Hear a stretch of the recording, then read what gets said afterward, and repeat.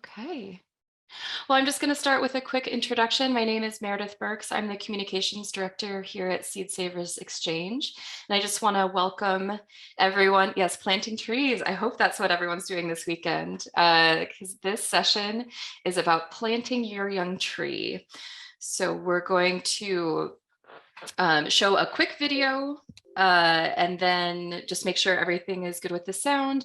And we're going to jump straight into the Q&A. We have Lindsay Lee here, who hopefully you all recognize from our original workshops. And if you are watching this recording, also thank you for coming back to find us. And we hope that after this session, you'll feel really confident to go out and take your grafted trees and get them in the ground. So Lindsay, do you have any, sorry, I guess I should have asked if you had anything you wanted to say before we jumped into the video. Well, the interesting part of all this is that there's all these people, you're all over the country. It's absolutely time to be planting these trees here where we're doing this in zone 4. But some of you south of here might, it's time too. Some of you north of us could drag your feet a little bit. So it's mostly your local weather and the size and the condition of your trees. If your trees have been a little bit on the warm side during their little healing period, they might be swelling buds by now, and they certainly should go out into the garden. If they're still absolutely dormant, you probably have some time yet. So, are we ready? Okay, thanks for joining us here. This is the second session of the grafting your own apple tree, and this is a session where we're going to talk about planting your tree out in the garden. I really stress that these trees go into a garden place close to home where you're going to see them every day. They're going to need a lot of care in the first half of this summer, and you're going to want to tend them regularly. So this is a garden space or a nursery bed at Seed Savers that we use to grow trees on in.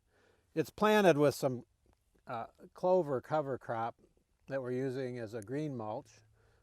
You can mulch with whatever material you want, but we are transitioning into this living mulch idea. Anyway, your trees have been in storage for a few weeks, and it's time to be planting them out. We like to see them go into the ground about 10 days or so before the frost-free date. And there's a lot of wiggle room there. I'd rather have you put them out a little early if we're going to, like this, it's going to be a cloudy day, a little bit on the cool side, instead of waiting till exactly 10 days and setting them out on an unusually warm, sunny spring day. Because they're coming out of the storage in a really, they've been cool. They've not been drying out at all. So I'm going to show you what I have. I've put them in a bucket to really make sure they're hydrated.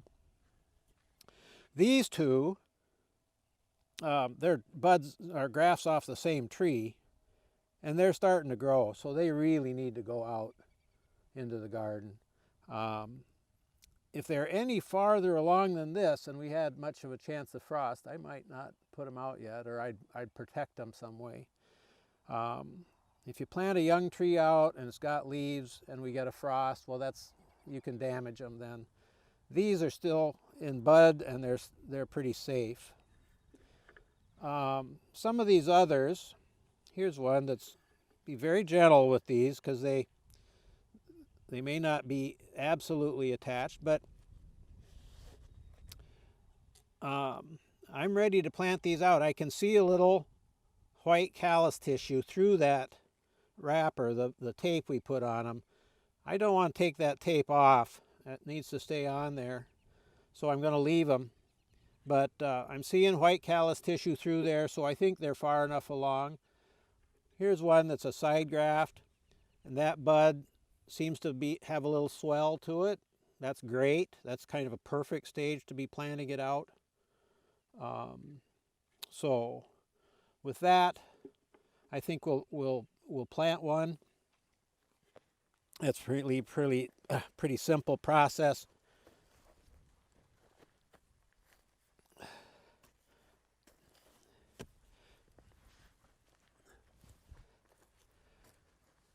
These are not big roots yet. You don't need a huge hole.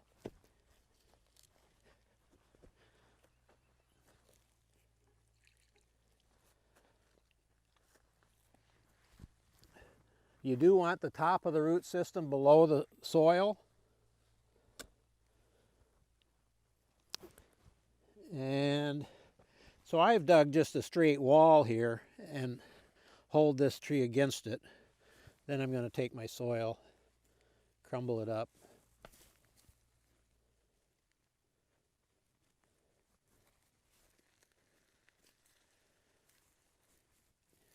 And firm it.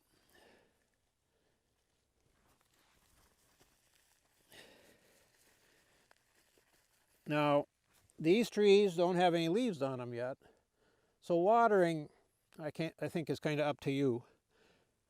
If I were going to plant 100 of these out, I probably wouldn't bother watering them.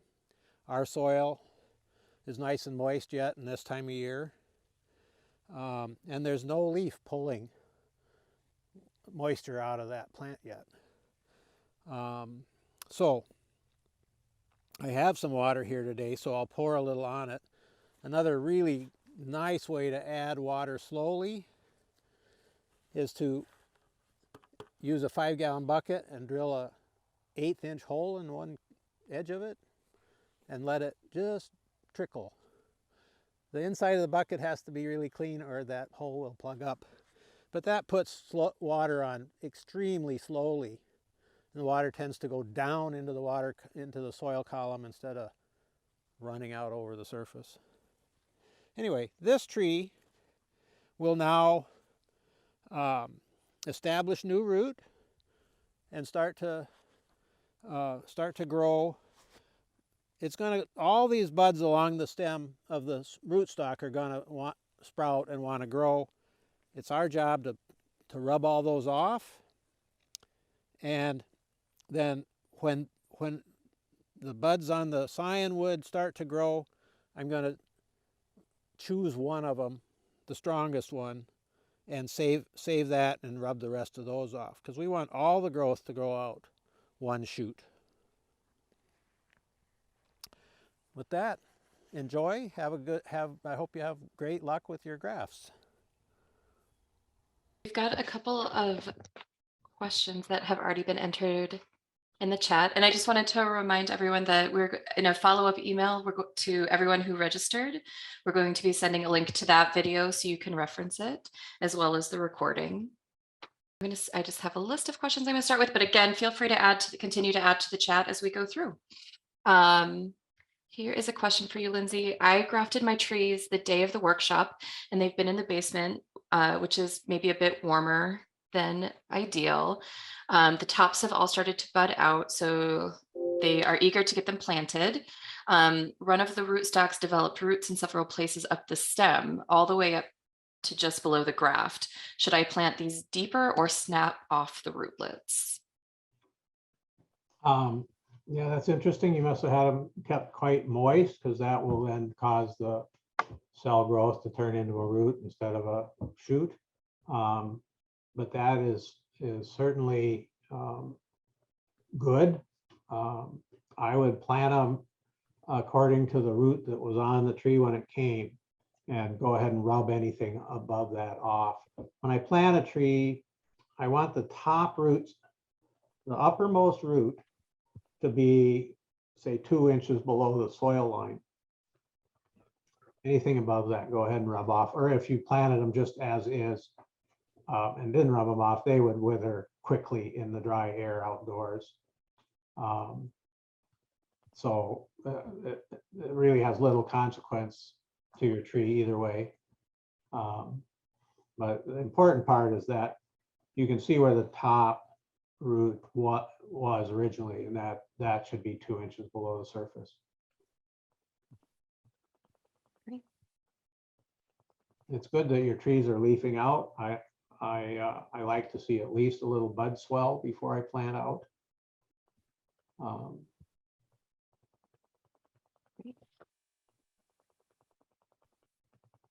Okay, we also have a question about when to plant. So I saw something about there's a couple of, again, as we mentioned, the people are joining from all over the country. So we have different growing and different weather temperatures. So there was somebody from Minnesota that was hoping to graft them this weekend. Is that too late for Minnesota? Well, Minnesota's a tall state. I'm just a little way south of the southern Minnesota border, and I have had successful grafts I've done on May 1st, and held them a couple of weeks in my root cellar and then planted them out and had good luck with those.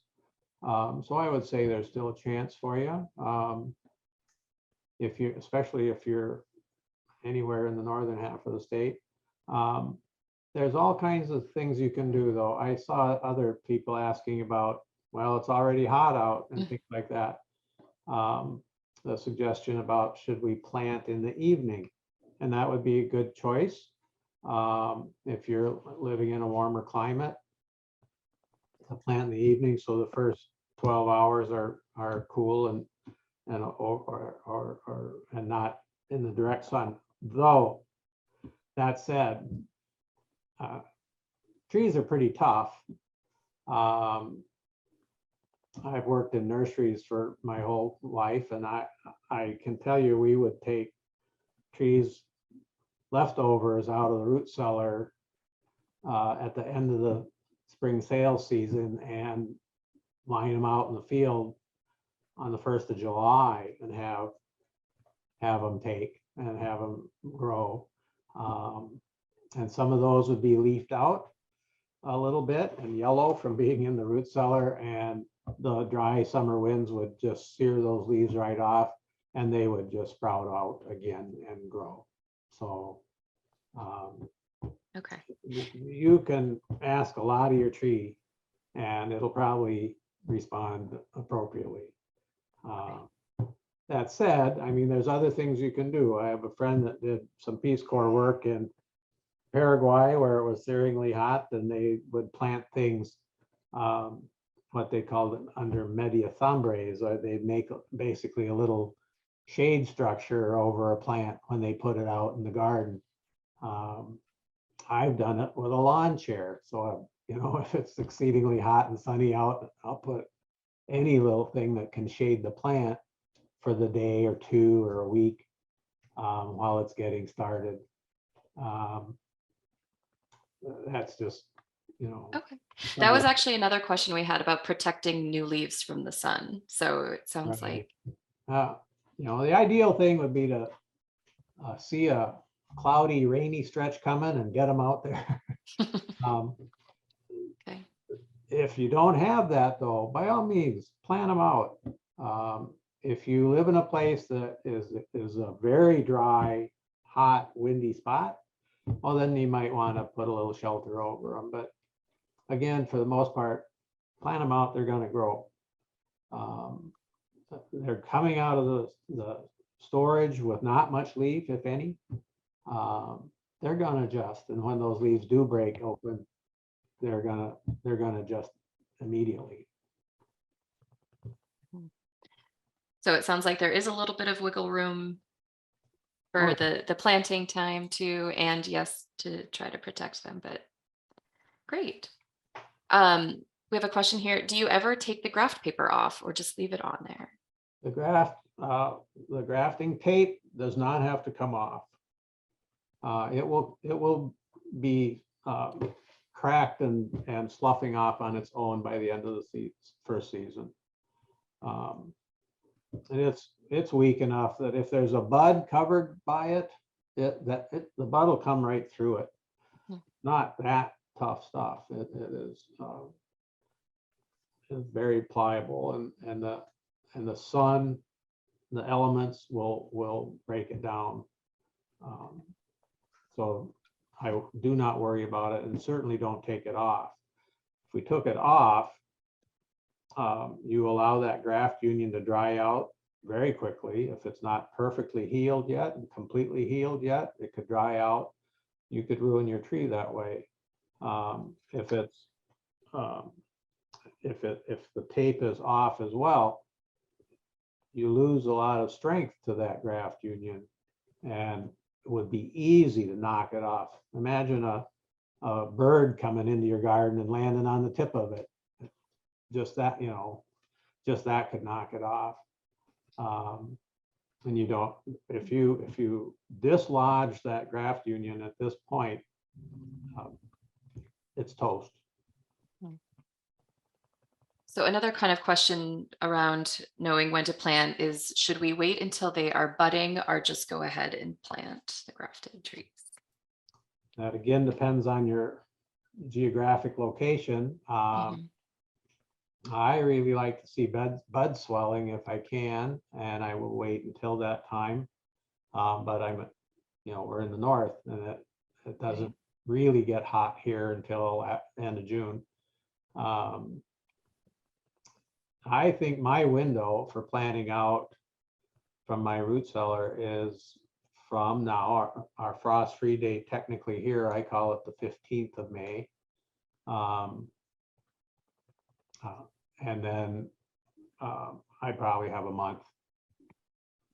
month-long window that I could put them out, as long as I've got that nice storage where they're safe and not, if I was storing them in the garage and it was a little bit warmer than they should be, well, then I'm going to get them out there quicker. So if you're in a climate that's a little bit warmer and you have that sun and heat, maybe go ahead and just get them in. Yeah, get them out. Okay. Here's another question. Can these trees be planted in partial sun or not full day sun early on or permanently? They are going to want as much sun as they can get. So full sun would be most preferable. A little bit of shade for part of the day. You can get 10, even 20% shade and still call it full sun. But anything more than that, you're asking the tree to, your tree is going to underperform if it's not getting a full day sun. We want these trees to get up and go. I would prepare the site really well. I would fertilize them this first year. You want them to put on some growth.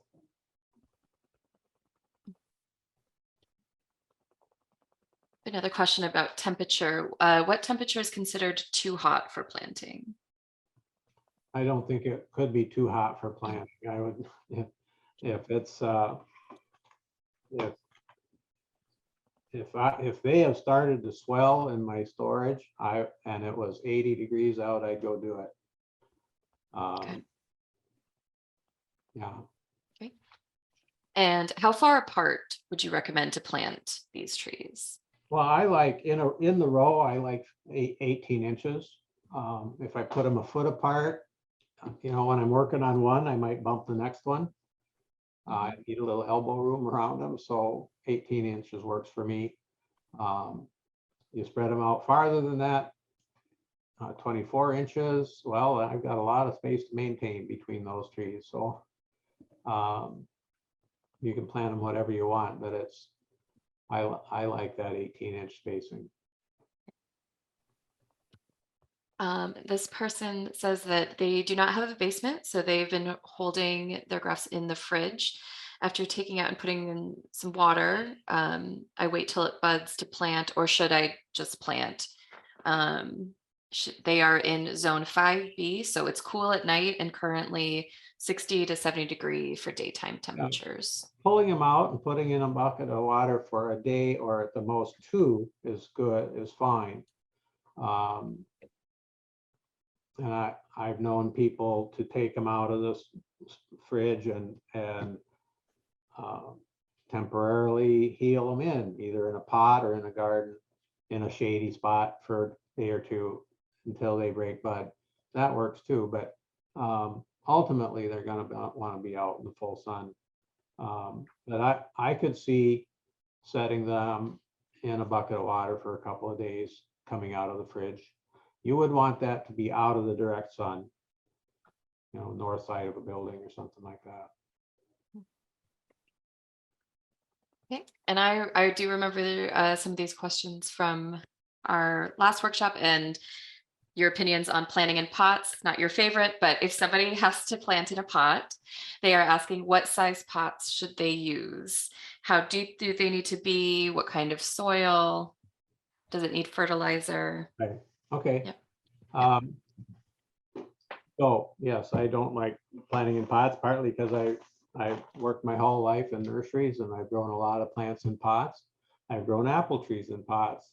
And a few years ago, I grafted some trees and put them in deep pots that are made for trees. They were kind of narrow at the top, but deep. I had them in there for 2 years and I got very little growth on them. So I was really surprised a bit, but your trees are going to put on a lot more growth if they're in the ground. In a pot, I think you're going to want at least a 2-gallon pot. You want a good soilless mix. You want a basic, you don't want to push them too hard, but a basic fertilizer mix. Best for pots, you can get these slow release fertilizers. Now those aren't organic because there'll be urea, nitrogen in them, but slow release mixes are pretty convenient. If you're organic, you want to use some liquid fish emulsion or something like that. That works.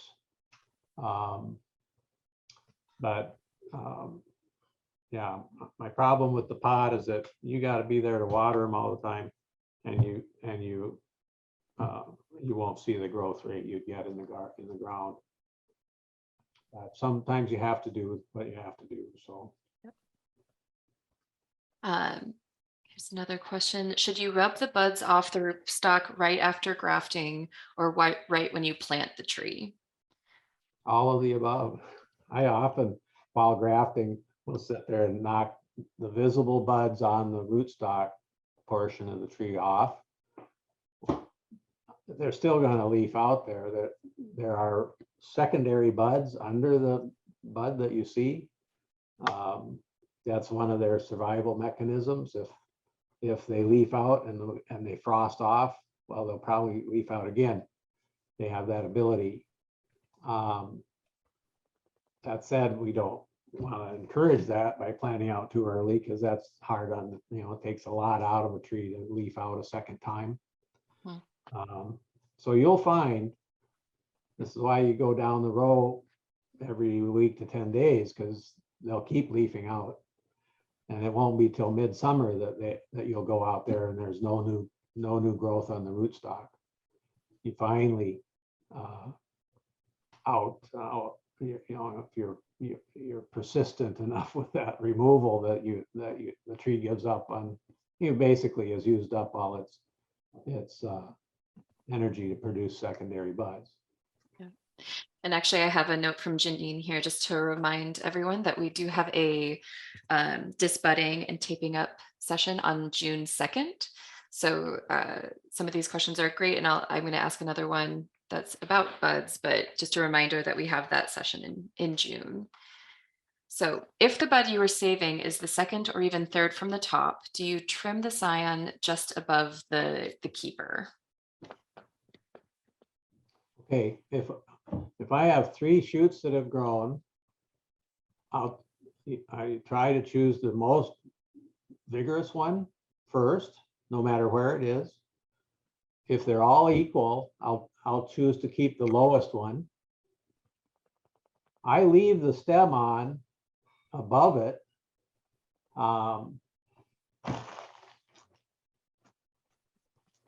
Okay, here, so if I have a shoot coming out here, I'm gonna leave this inch of, or 2 inches of cyanwood on top there.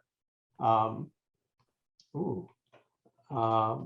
And that, the reason I do that is you'll see later when we talk about this budding and taping up, I take this shoot, it's tender, and it's sweeping out like this.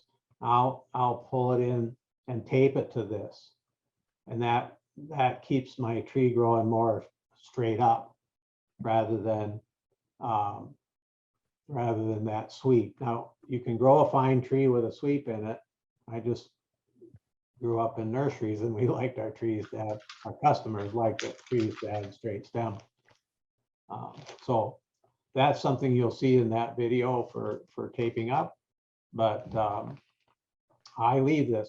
Even if you had a sweep and you didn't cut this back above your selected bud, that's just going to atrophy and break off in time. It's not a big deal.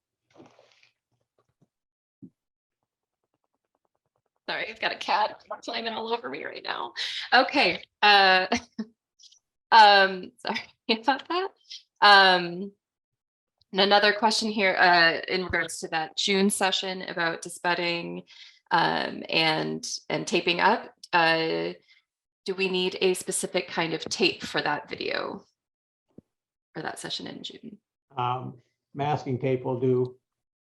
You don't want anything that will last too long. So masking tape works well. A little Scotch tape might work too, but something stronger like electrician's tape or duct tape would be too aggressive, too good. Mm-hmm. And also another reminder from Janine here that I'm just going to mention that the video will be sent ahead of time with other details too. So ahead of that June session. So very important question from Ricky and Nora here, who wants to know if the graft tape will break down when it falls off or if it will be litter. This is, I think, Nora's the 5-year-old that attended. Oh yeah. Last time. So that's a fine question. I think in the latter part of summer, if you didn't want to see, by then it's usually turned black, so it's harder to see. But if you go out right before it falls off, say mid to late summer, you could probably just collect those. Yeah, I think I really don't know what is in the makeup of that tape. I don't know how persistent it would be in your soil. So I am religious in my own gardens of picking up all the little plastic tags, plant tags and stuff. I really don't like to see that out there. I gotta admit, these things, the spent grafting tapes, I don't notice them, but partly that's because I think they break down and fall into such little bits.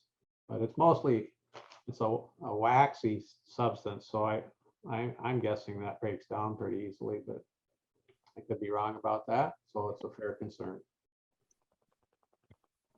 great. And they just said thank you. It's a little Vermonter who's getting ready for Green Up Day tomorrow. So that was a great question to answer. So thank you. Another question, what can people do if they have leftover scion? Well, you could get some more rootstock. We always collect way more scionwood than we need. So most of that ends up in the brush pile. And that's fair. You want a good selection of scionwood pieces so you can match up and graft with the proper size piece.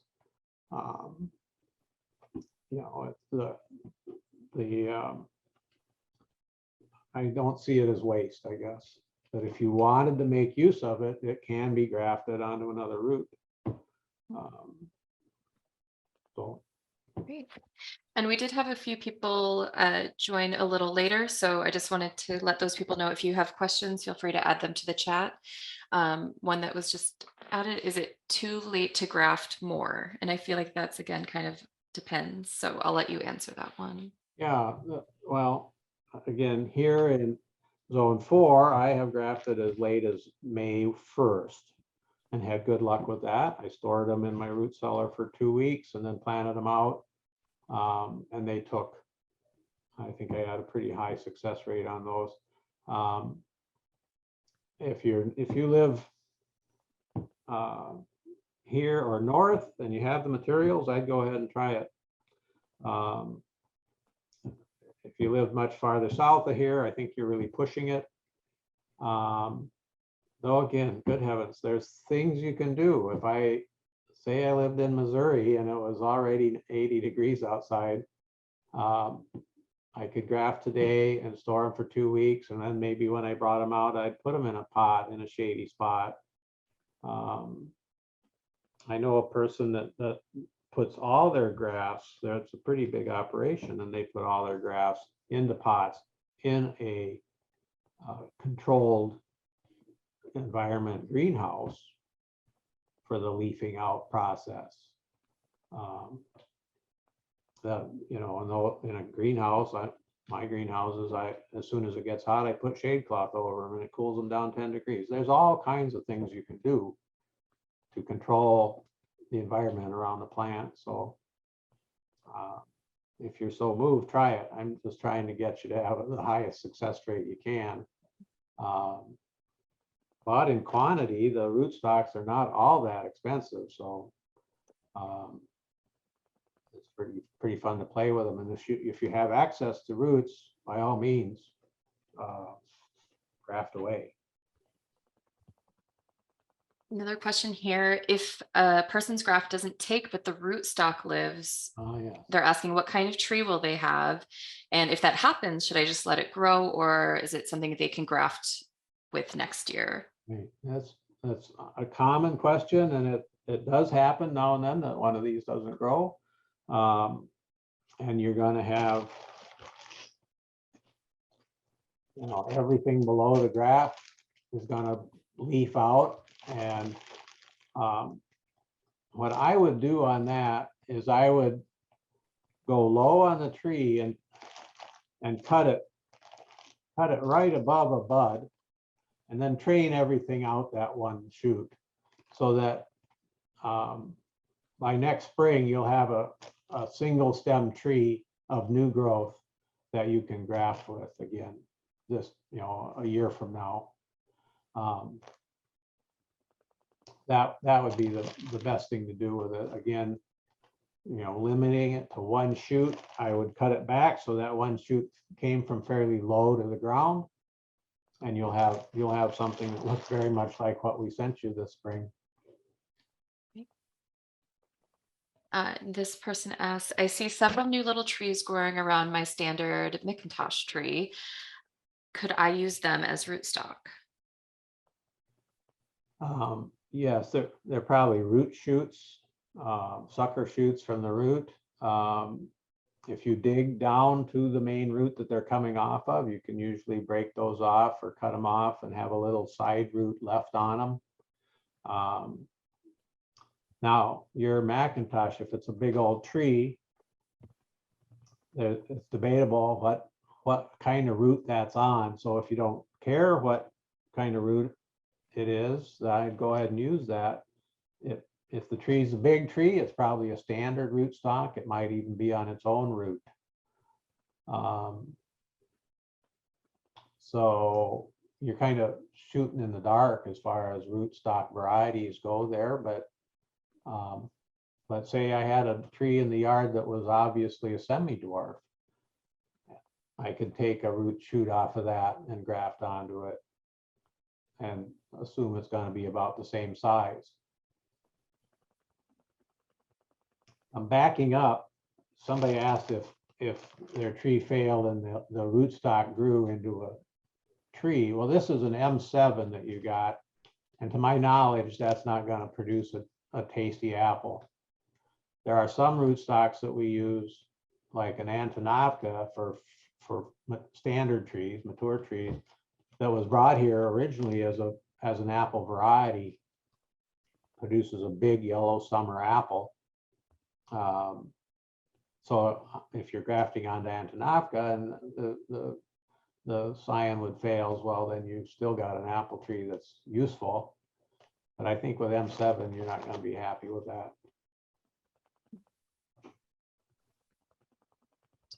Another question here. If the leaves are growing from the scion, does that mean it worked? If there are no leaves, did it not work? I think that's a great question. How do you know if you're Right. successful? If the leaves are growing from the scion, you're in business. Yeah.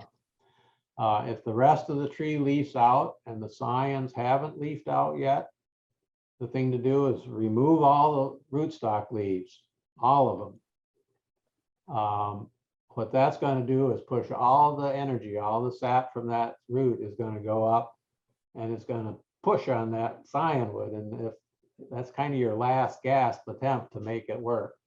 If your rootstock is leafed out and your scionwood hasn't yet, remove the rootstock leaves and give it another try. I've had scionwoods leaf out, break bud, and leaf out quite late.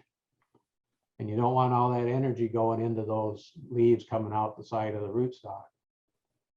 Mm-hmm. Another question here.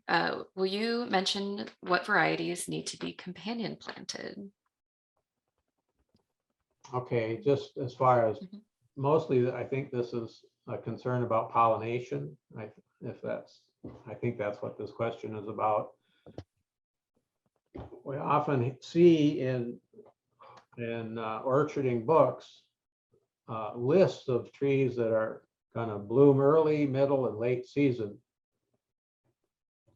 And the concern there is that a early season tree won't pollinate.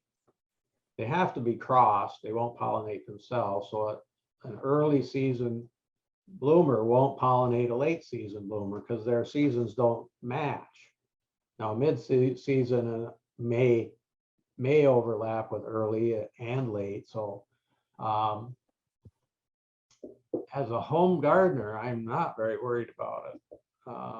Where you get really concerned about it is if I plant a 40-acre block of one variety, then I better have somebody in there that can provide pollen for that block. If I've got a tree or 10 at home, and there's another apple tree, another Malus species, that includes crab apples, ornamentals, within a half mile, you're covered. So rarely in a home gardening, home orcharding setting do you need to worry about pollination, because there's probably trees within a half-mile radius that are going to be providing pollen for your tree. That's basically the range of your honeybees that will carry that pollen and do that work. And I just want to mention that we have 2 questions left from the chat. So if you have any more questions, feel free to get them in. And we'll take just a few minutes at the end if we have any final comments or thoughts, but just wanted to mention that we have 2 questions left here that have been submitted. So feel free to keep asking though. Next question is, if I'm trying to get open center trees, when do you top those trees? Okay, I head my trees back after they've put on their first year's growth. Usually in 1 year growth from this graft union, by this fall, I'll have a 3-foot, if my soil's really beautiful, a 4-foot shoot. And I can head that back. I usually do that the following spring, early spring, like our pruning season is in late February and March. So I would do that heading cut then.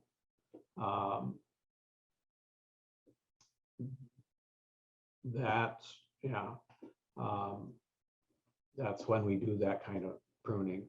You could do, there was a old nursery person that I worked with years and years ago that would always when asked when the proper time to prune was, would say whenever your shears are sharp.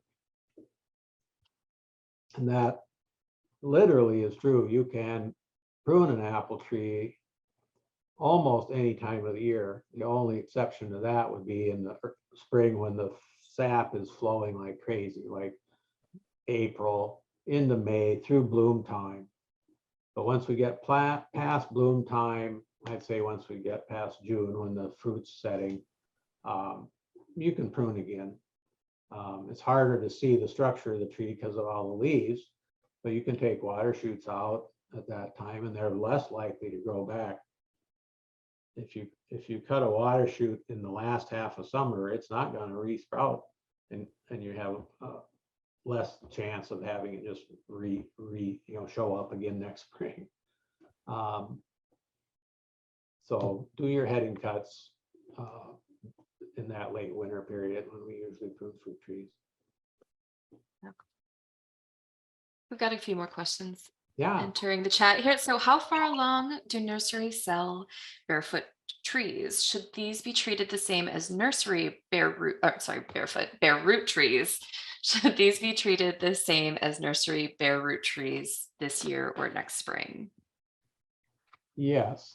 Bare root is a very easy way to move a tree, especially in its first few years.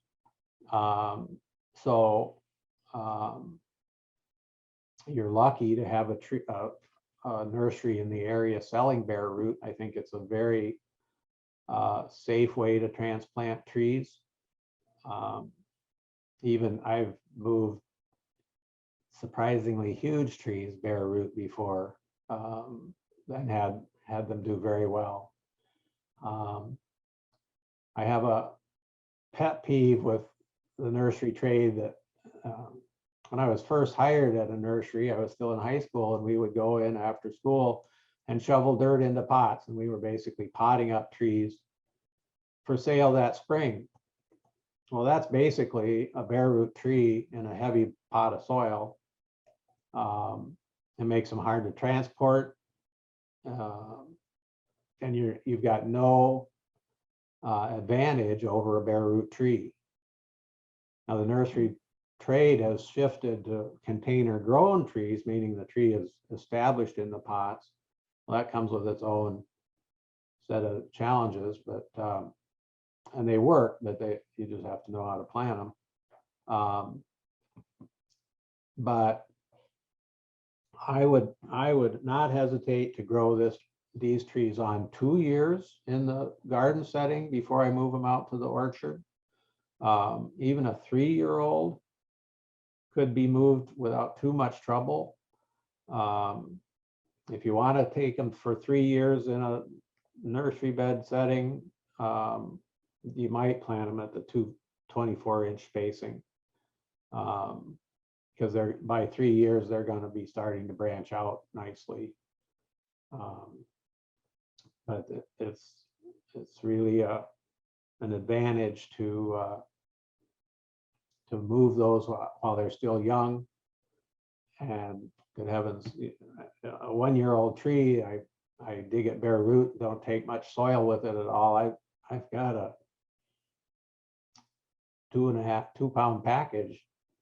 It's not, they're not that heavy. Whereas if I take soil with it, then I turn it into 40 pounds.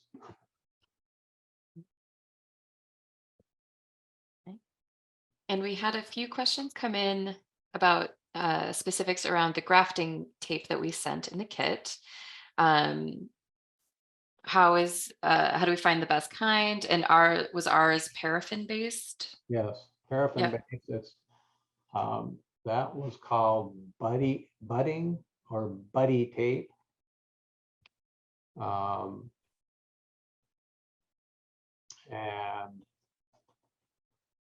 yeah, the rolls we get it on have 1,600 of those divisions on it. So they're, I mean, 45, 50 bucks a roll. But if you plan on continuing to do this, by all means, look them up and buy them. Some mail order apple nurseries do offer grafting supplies and might sell smaller quantities of those. But it's also available. Its original use was in laboratories for closure on test tubes, and it's called parafilm in the laboratory setting. Great. So if you know anybody that works in a lab, it's Think they can grab you some. yeah. Oh, that's a great tip. Thank you. Okay. So we have run through all the questions that we've gathered from the chat. I just want to give everyone an opportunity, and we're a small enough group. If you'd like to raise your hand or just take yourself off mute, kind of final questions to be answered. Okay. All right. Lindsay, do you have any final comments before I close this out? Just to, if you feel your trees are ready, put them out. A little bud swell doesn't hurt, but even if you don't see that, I'd go ahead and plant them. It's been a couple of weeks. I wouldn't go, I wouldn't store them more than 4 weeks. So, I shouldn't say that even.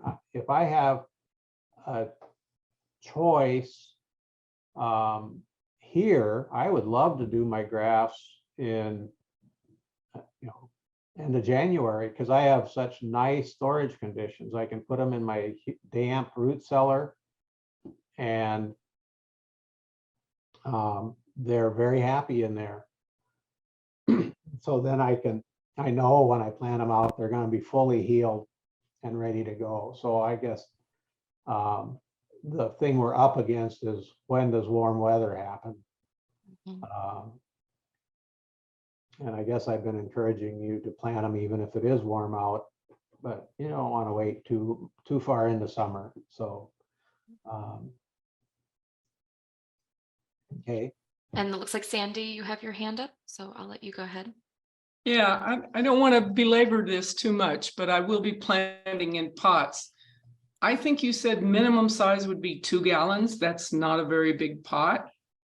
Bigger is better, I assume, as long as I can manage it. I think not. I think you want a pot that the root system will fill in short order.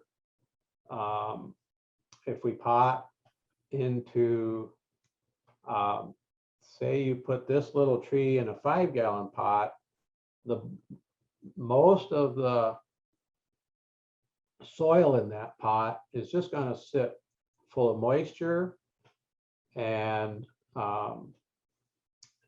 basically it's not being used. As soon as tree roots grow out into the potting medium, they're taking in water from that soil, and there's this flow of water through the soil. What we don't want is so much soil that there's backwater, there's stagnant areas in the pot. I do the same thing with my vegetable seedlings. I start vegetables in a little plug tray that has 200 cells per tray. Then I bump those into 2-inch, because I want the root system to fill that pot quickly and not have all this soggy, wet, unused soil in there to grow, bacterial stuff going on in there. It just makes space where problems can grow. So I'm assuming if I don't find a permanent home for them after a year, probably I need to pot them on into a slightly larger pot. You could bump them up if you start getting to where they show a little bit of root boundness. Yeah, if they start getting root bound, then you need to bump them up. And in doing that, you can pull them out and actually cut root and take soil off and replant them, but in a little bigger pot. You don't want to let those circling roots in a pot to keep circling. You need to cut those, and even if you're planting them in the soil from there, you want to cut those circling roots. Or if you're going to a bigger pot, you cut those circling roots as well. Okay, great. Thank you. Yeah. And we did have a couple of questions come in here just about that grafting tape. We have a question about, are there issues with other kinds of grafting tape out there? We specifically sent paraffin, but if is there a reason that we chose paraffin? Or Well, it's just very convenient because Mhm. in the old school system where I learned, we used rubber bands and then we melted wax and painted wax on them to seal them completely. This parafilm or budding tape just eliminates one whole step. You know, imagine if I had to send a little pot of wax to everybody. This just makes it so convenient to put that tape on and it's done. Way back before my time, graft unions were made with a piece of twine that was soaked in wax and that was wrapped on tight so it would seal up. But you know, as far as since I started grafting, we would use rubber bands and melted wax, and now with the budding tape, it's just incredibly convenient to put that tape on and be done with it. Everybody froze. He froze. And I then froze. it looks like Chris L did put a recommendation for Fisher Scientific as a source for parafilm. So thank you, Chris, for sharing that. Judy is also asking about getting a second grafting knife. We generally only sell the kits for this session, so I don't know if you have any recommendations on where to find a grafting knife. Yeah, I'll give you a source. Our parafilm, our budding film, and the knives all came to us through a mail order horticultural supply company called A.M. Leonard. Pretty easy to find. Good company. They've supplied most of the nurseries with the tools they need for a century, I think. So they would have knives. They might have left-handed ones too. No. Yeah. Knives, we go to a different supplier, but they are out there.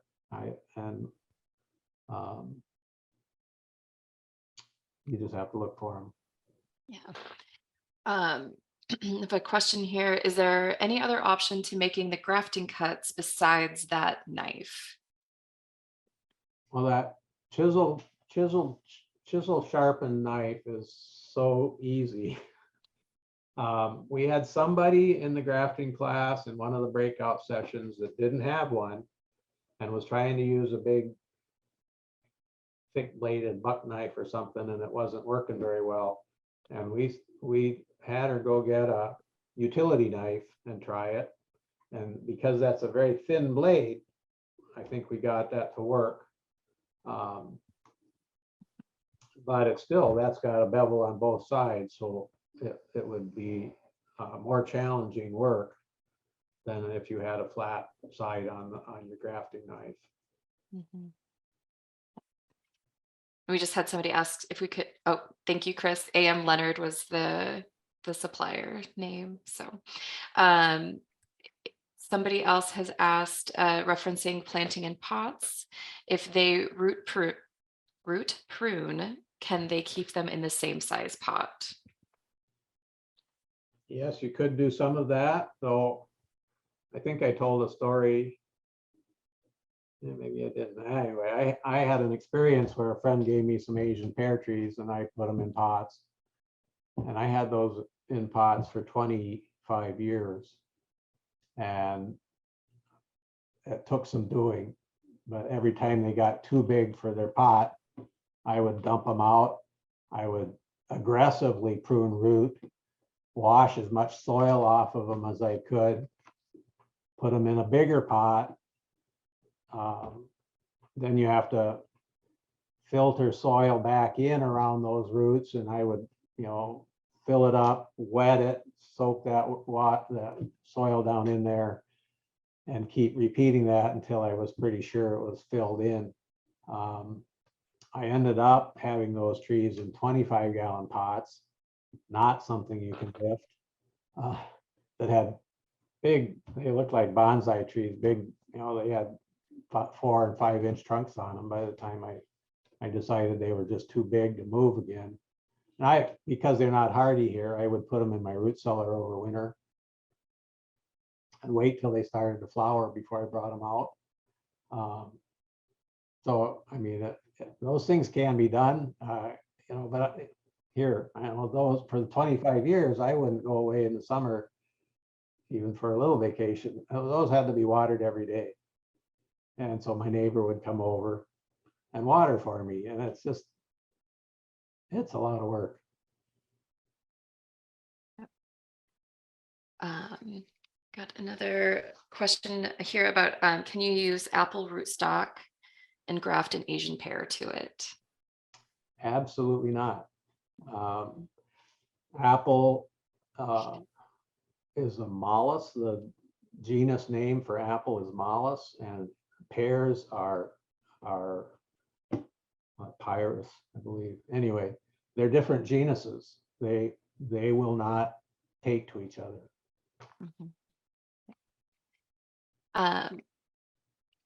Also, if you do have questions throughout the year, our next session is going to be June 2nd, Friday, June 2nd, same time. So that's 1 p.m. Central.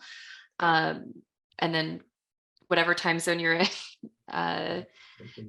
can factor that in. But if you have questions in the meantime for Lindsay, you can email Jane, who's been sending out all of our email communication, and she can forward that along to Lindsay or to Jamie, our orchard manager at Seed Savers Exchange, and we'll try to get you answers as soon as possible. The next session is going to be disbudding and taping up on Friday, June 2nd, starting at 1 p.m. Central. And we'll, of course, send video ahead of time to prepare for that. And if you have any questions, again, we are always here to answer. And we really hope that you guys get your grafts in the ground soon. And we appreciate everyone taking the time to learn and your enthusiasm for this. So any final thoughts, Lindsay? Well, thank you for joining us, and happy growing. Yeah. Happy growing. Thank you, everyone.